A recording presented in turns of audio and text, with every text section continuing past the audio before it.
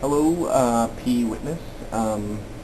I'm sure you probably don't want me to call you P, so I'm going to call you Brett, since that's the name listed on your profile. You can call me Chuck, that's fine. My given name is actually Brian, but I go by both Brian and Chuck. Chuck is like a pseudonym that I like to go by. It's a nickname from high school. It's a long story. Anyway, I'll answer to either. So Chuck is fine. Okay. Your first question, basically, you're asking why does creating something greater than oneself limit one's power? In other words, if an omnipotent being creates a being that is more powerful, how does it make that being less powerful? And the simple answer is it doesn't necessarily. And I think you said that in your video, but the point is that it can. Once you create something that is greater than you, that thing that is greater than you has the ability to limit your power, and in all likelihood, most likely will. Although I guess you could just say that's just my personal opinion that it will, but I mean, it's still incredibly probable. So that's why that being, in my opinion, is no longer omnipotent. Even if the more powerful being does not limit the lesser powerful being's ability to do such things, I still think that limits it, that makes it no longer omnipotent.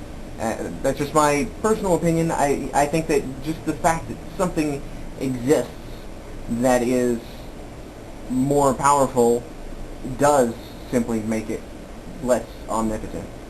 Which, I mean, you're either omnipotent or you're not. So, I mean, it makes it completely un-omnipotent.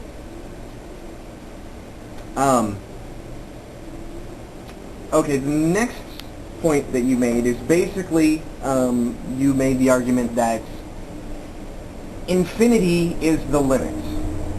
Basically, was what you were saying. Omnipotence means that you are infinite. Infinity is the limit, therefore you can't make anything greater than infinity. But infinity is not the limit, quote unquote. People have this misconception of infinity of like, there's this brick wall that you just can't go past. And that's not true.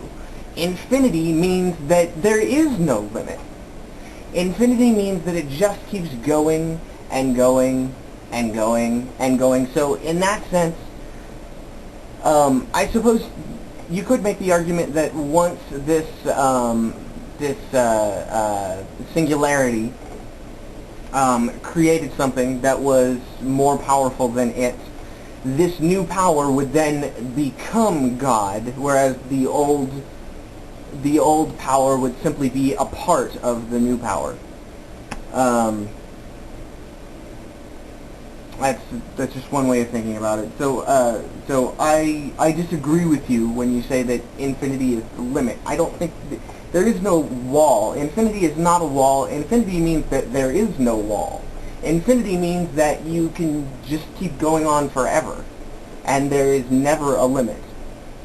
Okay, and then you bring out your pocket dictionary of theological terms. I find this is probably the worst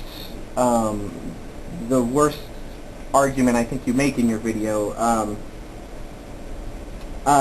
Basically, you say, you know, the argument that atheists make in regards to omnipotence is not what Christians think omnipotence is.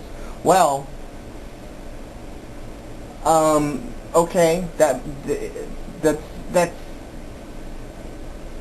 well, I have a problem with that. The first problem is the word omnipotence. Omni means all. Potent means powerful. Omnipotent means all-powerful. It means there is no limit to your power. Your power is infinite. It cannot stop. Which means you could create a being greater than yourself. That being would then become the new omnipotence, and the original omnipotence would cease to be omnipotent. Now, I really like this. Not because of the I like it because it shows such a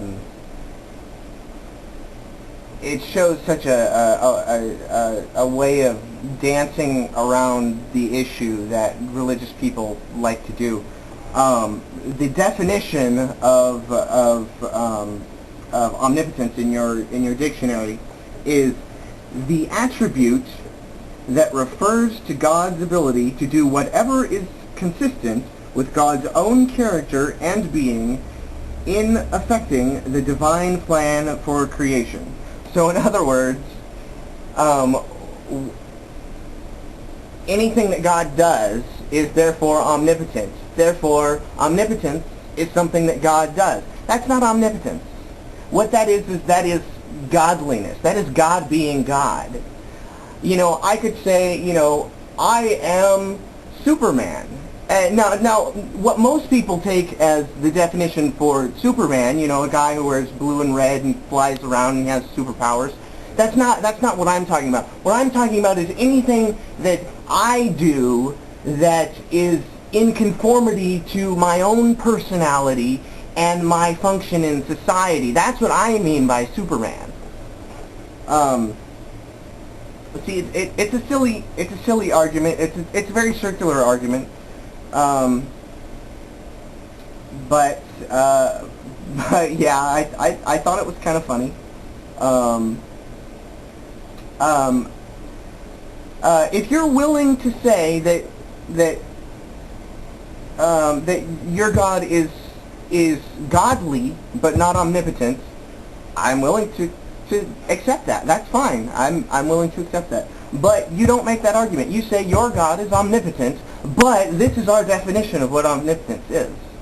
And that is simply, what's the word I'm thinking of? Intellectual dishonesty. It is. It's plain, flat out intellectual dishonesty.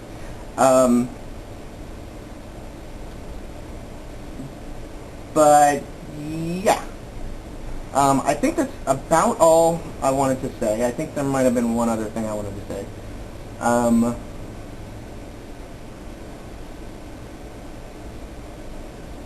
No, I think that's pretty much about it. Okay. Yeah, and thank you. I appreciate the response.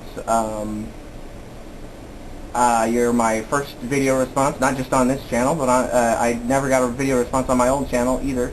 So I appreciate that, and yeah, okay. Adios.